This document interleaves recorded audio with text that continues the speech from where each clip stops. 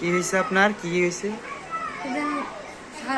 গার্মেন্টসে চাকরি হতো, করলে আমার ছেলে আর আমার পুত চাকরি করতো, করলে পরে স্বামী বেহে আগুন লাগছে, সবাই বাড়িয়ে গেছে, আমার পুত আর স্বামী বাড়িয়ে গেছে না। জায়গা আছি, জায়গাও তারা সবাই না গায়েব করেছে।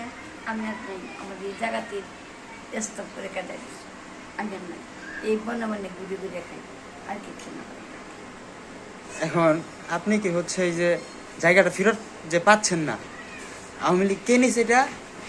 এটা আমি জানি না, বলো না তো, অনেকদিন হয়েছে, ওর মনে থাকে না।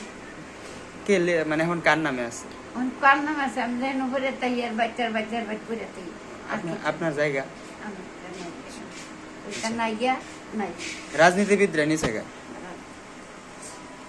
এখন আপনি কি করেন?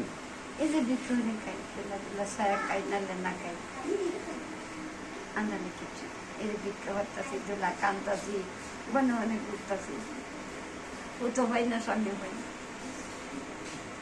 এখন আপনি তো মোবাইল চালান না?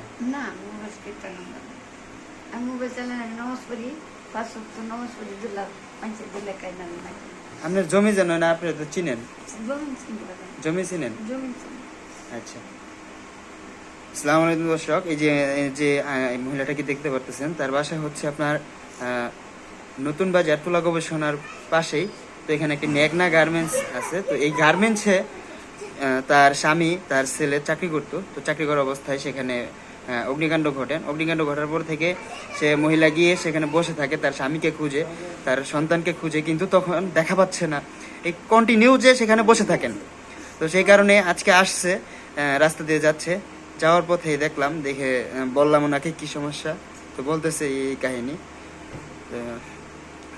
আচ্ছা আন্টি, ভালো থাকবেন। হ্যাঁ, আচ্ছা, আসসালামু আলাইকুম।